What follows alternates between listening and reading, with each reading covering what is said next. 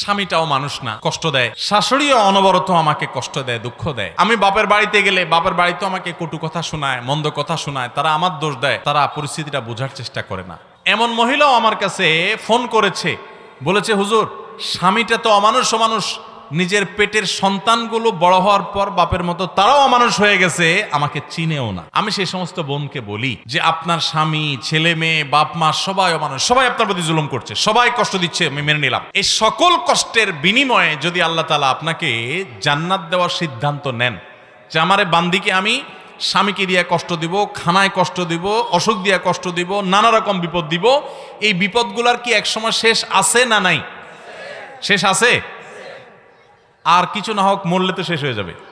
মরার পরে কি স্বামী কষ্ট দিতে পারবে? শাশুড়ি কষ্ট দিতে পারবে? কেউ কষ্ট দিতে পারবে না। আপনার যত কষ্টই হোক, এই কষ্টের একটা এন্ডিং আছে না নাই? একটা এন্ডিং আছে, একটা শেষ আছে। যদি আপনার কষ্ট শেষ হওয়ার পর আল্লাহ সুবহানাহু ওয়া তাআলা কিয়ামতের দিন আপনাকে বলেন, বান্দা তোমাকে অনেক কষ্ট দিয়েছি, বিভিন্নভাবে পরীক্ষা করেছি, তুমি সারা জীবন 40, 50, 60 বছর কষ্ট করেছো, এই 50 বছর টানা বহু দিক থেকে কষ্ট সহ্য যে করেছ, তার বিনিময়ে তোমাকে অনন্ত অসীম কালের জান্নাত, যেটার শুরু আছে শেষ নাই, সেই জান্নাত তোমাকে আমি ওই 40 বছরের কষ্টের বিনিময়ে দিয়ে দিলাম। তাহলে এই ডিলিংসটা, এই আল্লাহর সাথে এই ডিলটা, আল্লাহর সাথে এই লেনদেনটা, এই বিনিময়টা, এই কম্পেয়ারটা, দুনিয়ার কষ্টের বিনিময়ে আখিরাতে অনন্ত অসীম কালের জান্নাত যদি আল্লাহ দেন, তাহলে সেটা লাভজনক না লস? লাভ না? তো ইমানদার যখন এভাবে দেখবেন, তখন তার ওই দুঃখের মধ্যে থেকেও সুখের হাসি হাসতে ইচ্ছা করবে, সুযোগ তৈরি হবে। আল্লাহ ইমানদারকে এত বেশি সমৃদ্ধ করেছেন। নবী সাল্লাল্লাহু আলাইহি ওয়াসাল্লাম বলেছেন, আজাবান লি আমরিল মুমিন, ইমানদারের পুরো বিষয়টাই তো পিকুলিয়ার, অদ্ভুত, আশ্চর্যজনক। কিরকম? ইন্না আমরাহু কুল্লাহু খায়র, ইমানদারের পুরো জীবনটা, পুরো লাইফটাই তো কল্যাণই কল্যাণ। ইমানদার হলো হাতির মতো। হাতি, বাংলা একটা কথা আছে না, হাতি বাঁচলেও লাখ, মরলেও লাখ, এটা কথা বলে না? ইমানদার হলো সেরকম যে ইমানদার, তার কোনো ক্ষতি নাই যদি সে সঠিক সিদ্ধান্তটা গ্রহণ করতে পারে, ঠিক মতো যদি স্টিয়ারিং হুইলটা ধরে রাখতে পারে, তার লসের কোনো সম্ভাবনা নাই। নবী সাল্লাল্লাহু আলাইহি ওয়াসাল্লাম বলেছেন, ইন আসাবাহু খায়রুন, ইমানদারকে আল্লাহ যদি সুখ দেয়, শান্তি দেয়, টাকা পয়সা দেয়, সম্পদ দেয়, রোগবালাই মুক্তি করে দেয়, ভালো স্বামী, ভালো স্ত্রী, ভালো জীবন সঙ্গী, সঙ্গিনী, সন্তান, সব কিছু দেয়, ভালো কিছু যদি ইমানদার পায়, তাহলে সে একদিকে তো ভালো কিছু পাইলো, পাইয়া আবার সাথে সাথে বললো এগুলো আমার কোনো ক্রেডিট কৃতিত্ব না, এগুলো সব আল্লাহর দান। সে যদি অন্তরের গভীর থেকে আল্লাহকে শুকরিয়া জানায়, বলে আলহামদুলিল্লাহ, আমাকে যা দিয়েছেন সব আল্লাহ দিয়েছেন, আমি শুকরিয়া আল্লাহর করলাম, এরকম যদি সে করে, সুবহানাল্লাহ, তাহলে একদিকে সে সুখ ভোগ করলো, আবার সে শুকর আদায় করলো, শুকর আদায় করার কারণে জান্নাতের সুখও তার দাঁড়ায় গেল। তাহলে লাভই লাভ। আমাদের চরিত্র হলো, সুখ যখন আল্লাহ তাআলা দেন, তখন আমরা আল্লাহর শুকর আদায় না করে নিজের ক্রেডিট জাহির করি, নিজের কৃতিত্ব জাহির করি। আছে না নাই?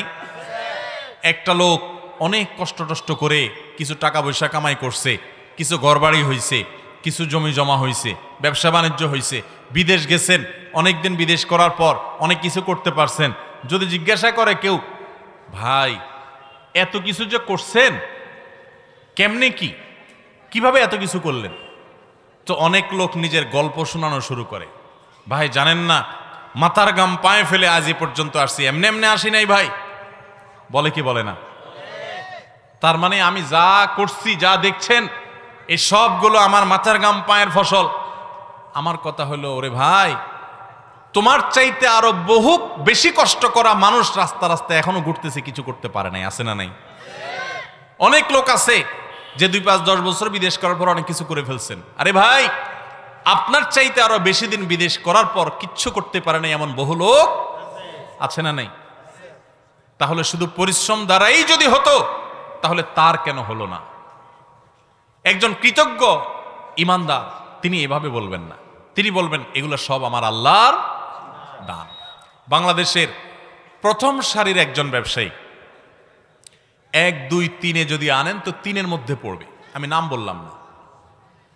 এরকম একটা শিল্প প্রতিষ্ঠান এর মালিক, এরকম একটা গ্রুপ অফ কোম্পানির মালিক, তার সাথে একবার একটা যে কোনো একটা বিষয় একটা মিটিং ছিল। তো একান্ত আলাপচারিতায় আমার সাথে মিটিংয়ে যারা ছিলেন এর ভিতরে এক ভাই বললেন যে আল্লাহ আপনাকে এত সম্পদ দিয়েছেন, শত শত হাজার হাজার কোটি টাকা আপনার, সারা দেশের ব্যবসার একটা বড় অংশ আপনি কন্ট্রোল করেন বা আল্লাহ আপনাকে দিয়েছেন। তো এই যে এত বড় ব্যবসা, এত বিশাল পর্যায়ে আল্লাহ তাআলা আপনাকে ব্যবসা করার তৌফিক দিয়েছেন, আপনি একটু আমাকে হিস্ট্রিটা যদি বলেন, আমি সেটার রেকর্ড নিয়ে একটু বই করতে চাই, যাতে তরুণ যারা উদ্যোক্তা আছে তারা অনুপ্রেরণা পায়, তারা যেন শিখতে পারে যে কিভাবে ব্যবসা বাণিজ্য ডেভেলপ করবে, কিভাবে উদ্যোক্তা হিসাবে সাকসেস হবে। আপনার সাকসেস স্টোরি, আপনার সিক্রেটসগুলো একটু আমাদেরকে জানাবেন, তাহলে আমরা বই প্রকাশ করতে চাই। এটা আমার সাথে থাকা একজন আরেক গুরুত্বপূর্ণ ব্যক্তি তিনি বলেছেন। তো আমি তো হুজুর মানুষ, মাঝখানে বসে তাদের আলাপ শুনছি। আমি চিন্তা করলাম দেখি কি সিক্রেট, হাজার হাজার কোটি টাকার ব্যবসা বাণিজ্য, এত বড় বড় প্রতিষ্ঠান আল্লাহ তাআলা দিয়েছেন। তো এতগুলো প্রতিষ্ঠান আল্লাহ দিয়েছেন, এত টাকা পয়সা দিয়েছেন, নিশ্চয় মায়ের পেট থেকে এতগুলো নিয়ে আসেন না। মায়ের পেট থেকে তো দূরের কথা, ঢাকা শহরে এত টাকা নিয়ে আসেন নাই, কিন্তু আল্লাহ এখন এত কিছু দিয়েছেন। কি সিক্রেট এত অল্প সময়ের ব্যবধানে, মানে আরেক জেনারেশন পর্যন্ত যাওয়া লাগে নাই, নিজে আইসাই 20, 30, 40 বছরের মধ্যে ব্যবসা বাণিজ্য করে এত দূর এগিয়ে গেছেন, কি সিক্রেট? তো ওই ব্যবসায়ী ভদ্রলোক তিনি জবাবে মুচকি হেসে দিয়ে বললেন, দেখেন সত্যি কথা বলতে কি, এই যা দেখছেন আমার চেষ্টা সাধনা ছিল, চেষ্টা তো কত মানুষই করে, মূলত আসল সিক্রেট হলো, আসল রহস্য হলো যে এই সব কিছু আল্লাহ তাআলা আমাকে অনুগ্রহ করে দিয়েছেন। আমি থ্যান্ডার্ড হয়ে গেলাম, শুনে অবাক হয়ে গেলাম। সুবহানাল্লাহ, এত বড় ব্যবসা প্রতিষ্ঠানের মালিক হওয়ার পরও আল্লাহর প্রতি এইভাবে কৃতজ্ঞতা আদায় করতে জানে, এটাও তো একটা ব্যাপার। হ্যাঁ, বিশাল বড় হসপিটালের মালিক, বিশাল বড় প্রতিষ্ঠানের মালিক, নিশ্চয়ই আল্লাহ তাআলা তাকে সেই শুকরিয়া আদায় করার মানসিকতাটা দিয়েছেন। অন্তত আমার সামনে তো তাই হয়েছে। তো এই যে ঘটনা, এই ঘটনা থেকে আমি পরে বিভিন্ন সময় একান্ত আলাপচারিতা আমি বলি, নাম উল্লেখ করা ছাড়া বলি যে আল্লাহ সুবহানাহু ওয়া তাআলা মানুষকে যা দেন, মানুষের সেখানে নিজের ক্রেডিটের জাহির করা, এটা হলো মূর্খতা, অজ্ঞানতা।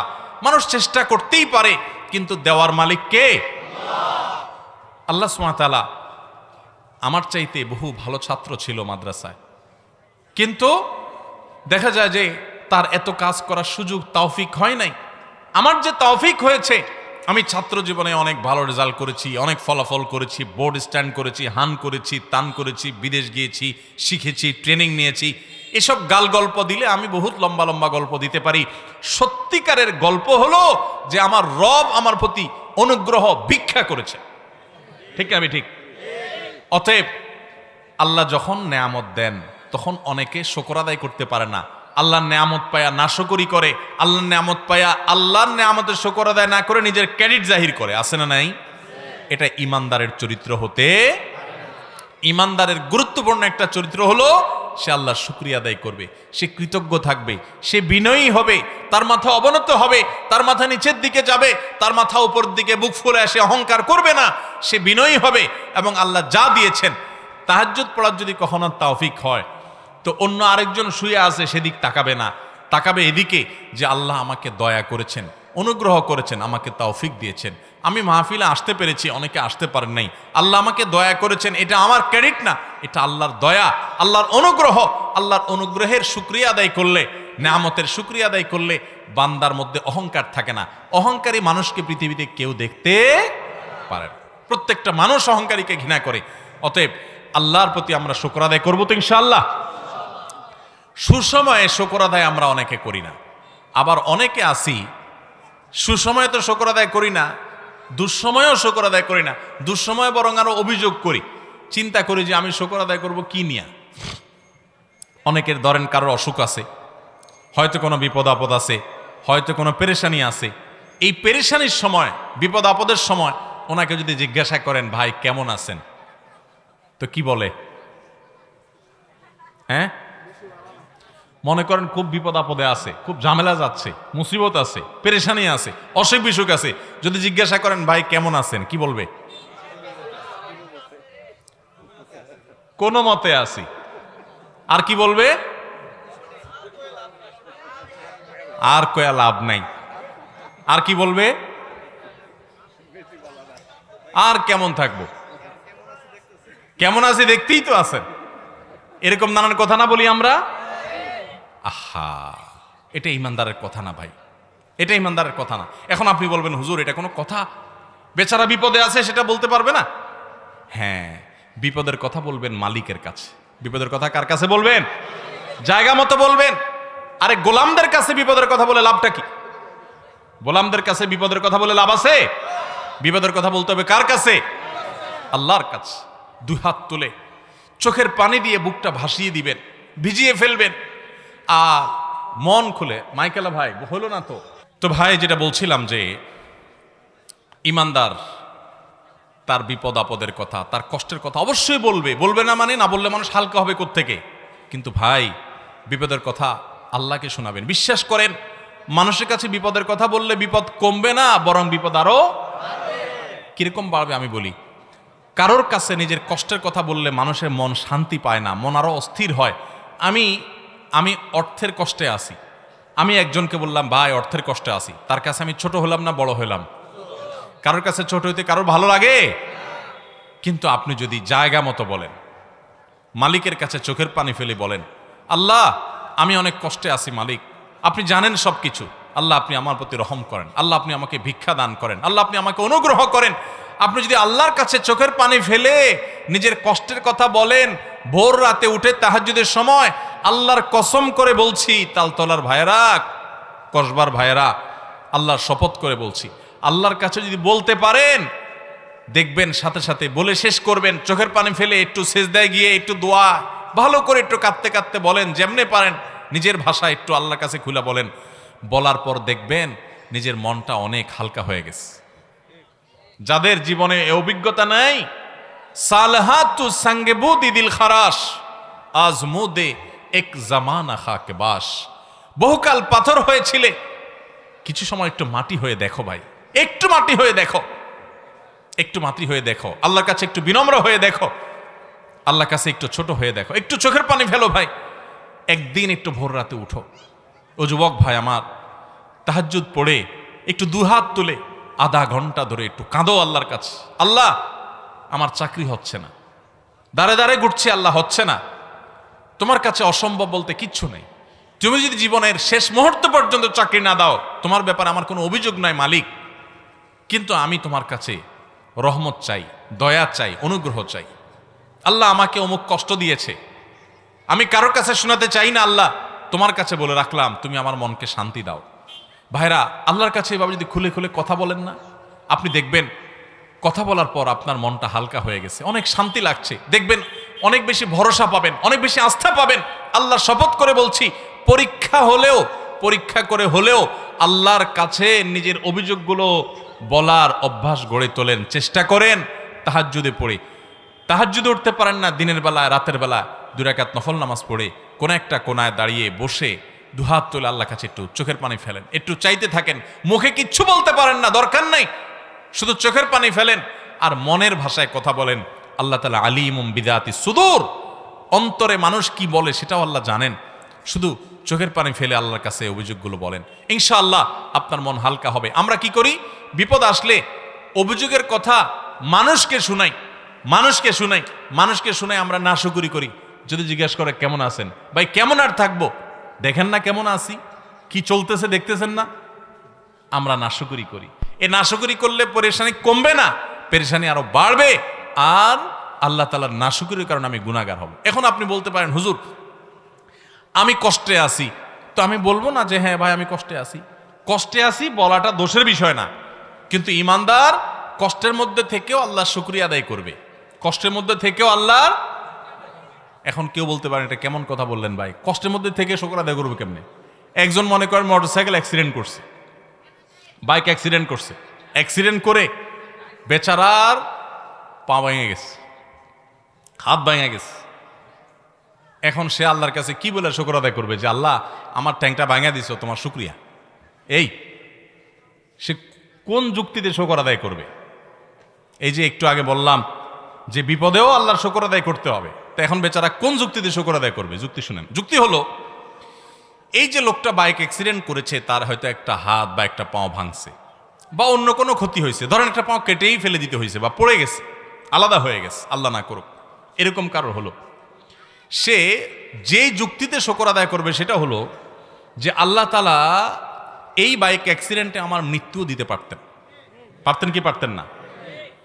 অনেক মানুষ বাইক অ্যাক্সিডেন্টে মৃত্যুবরণ করে, অনেকের মৃত্যুও হয় না, এমনভাবে পঙ্গু হয়ে যায়, এমনভাবে ইনজুর্ড হয়ে যায়, আহত হয়ে যায় যে মাসকে মাস আইসিইউতে থাকার পর সেন্স আসে না, মরেও না বাঁচেও না। হয় কি হয় না? তো আল্লাহ রাব্বুল আলামিন আমাকে সেই অবস্থা দেন নাই, তার চাইতে আমি বহুগুণ ভালো আছি। অন্তত সেই দিকে তাকিয়ে ইমানদার বলবে, আলহামদুলিল্লাহ, আমার একটা পাও ভাঙছে, আল্লাহ আমাকে তো জীবিত রাখছেন, আমার একটা পাও ভাঙছে, আর একটা পাও তো আল্লাহ ভালো রেখেছেন, আমার এই বিপদটা হয়েছে, অমুকটা তো হয় নাই। এরকম যখন চিন্তা করবেন তখন নগদ একটা লাভ হবে কি জানেন? একেবারে নগদ লাভ হবে। ওই কষ্ট যেটা আপনার হচ্ছে, আপনার পাও ভাঙলো, আপনার যে পেরেশানি, এই পেরেশানিতে সাথে সাথে একটা মানসিক প্রশান্তি পাবেন, কারণ আপনি নিজেকে এর চাইতে কঠিন পরিস্থিতির সাথে কম্পেয়ার এবং তুলনা করেছেন। তুলনা করার সঙ্গে সঙ্গে আপনার মনের ভিতরে প্রশান্তি অনুভব করবেন, আলহামদুলিল্লাহ, আমি তো প্রাণে বেঁচে আছি।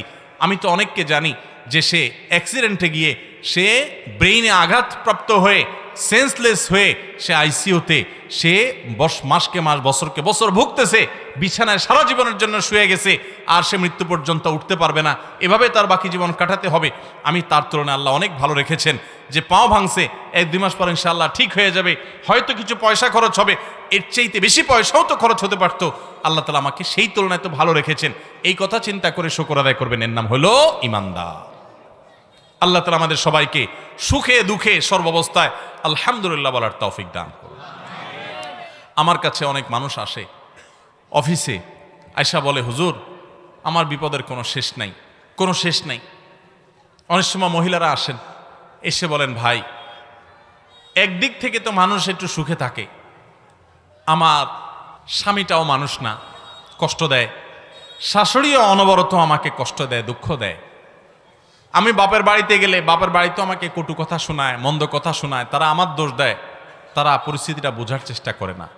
হুজুর, এমন মহিলাও আমার কাছে ফোন করেছে, বলেছে, হুজুর, স্বামীটা তো অমানুষ, নিজের পেটের সন্তানগুলো বড় হওয়ার পর বাপের মতো তারাও অমানুষ হয়ে গেছে, আমাকে চিনেও না।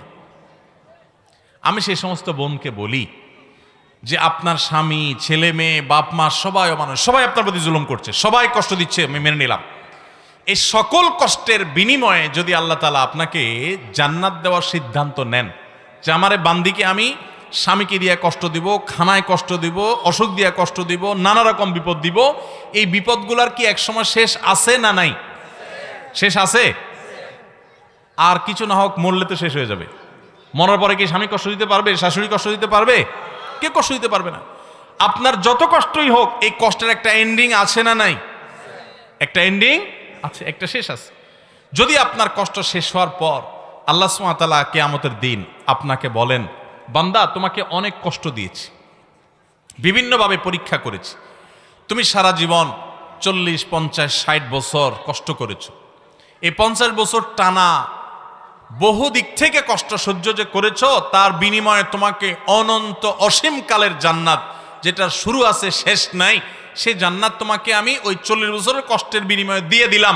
তাহলে এই ডিলিংসটা, এই আল্লাহর সাথে এই ডিলটা, আল্লাহর সাথে এই লেনদেনটা, এই বিনিময়টা, এই কম্পেয়ারটা, দুনিয়ার কষ্টের বিনিময়ে আখিরাতে অনন্ত অসীম কালের জান্নাত যদি আল্লাহ দেন, তাহলে সেটা লাভজনক না লস? লাভ না? তো ইমানদার যখন এভাবে দেখবেন, তখন তার ওই দুঃখের মধ্যে থেকেও সুখের হাসি হাসতে ইচ্ছা করবে, সুযোগ তৈরি হবে। আল্লাহ ইমানদারকে এত বেশি সমৃদ্ধ করেছেন। নবী সাল্লাল্লাহু আলাইহি ওয়াসাল্লাম বলেছেন, আজাবান লি আমরিল মুমিন, ইমানদারের পুরো বিষয়টাই তো পিকুলিয়ার, অদ্ভুত, আশ্চর্যজনক। কিরকম? ইন্না আমরাহু কুল্লাহু খায়র, ইমানদারের পুরো জীবনটা, পুরো লাইফটাই তো কল্যাণই কল্যাণ। ইমানদার হলো হাতির মতো। হাতি, বাংলা একটা কথা আছে না, হাতি বাঁচলেও লাখ, মরলেও লাখ, এটা কথা বলে না? ইমানদার হলো সেরকম যে ইমানদার, তার কোনো ক্ষতি নাই যদি সে সঠিক সিদ্ধান্তটা গ্রহণ করতে পারে। ঠিক মতো যদি স্টিয়ারিং হুইলটা ধরে রাখতে পারে, তার লসের কোনো সম্ভাবনা নাই। নবী সাল্লাল্লাহু আলাইহি সাল্লাম বলেছেন, ইন আসাবাহু খায়রুন, ইমানদারকে আল্লাহ যদি সুখ দেয়, শান্তি দেয়, টাকা পয়সা দেয়, সম্পদ দেয়, রোগবালাই মুক্তি করে দেয়, ভালো স্বামী, ভালো স্ত্রী, ভালো জীবন সঙ্গী, সঙ্গিনী, সন্তান সবকিছু দেয়, ভালো কিছু যদি ইমানদার পায়, তাহলে সে একদিকে তো ভালো কিছু পাইলো, পাইয়া আবার সাথে সাথে বললো এগুলো আমার কোনো ক্রেডিট কৃতিত্ব না, এগুলো সব আল্লাহর দান। সে যদি অন্তরের গভীর থেকে আল্লাহকে শুকরিয়া জানায় বলে আলহামদুলিল্লাহ, আমাকে যা দিয়েছেন সব আল্লাহ দিয়েছেন, আমি শুকরিয়া আল্লাহর করলাম, এরকম যদি সে করে, সুবহানাল্লাহ, তাহলে একদিকে সে সুখ ভোগ করলো, আবার সে শুকর আদায় করলো, শুকর আদায় করার কারণে জান্নাতের সুখও তার দাঁড়ায় গেল। তাহলে লাভই লাভ।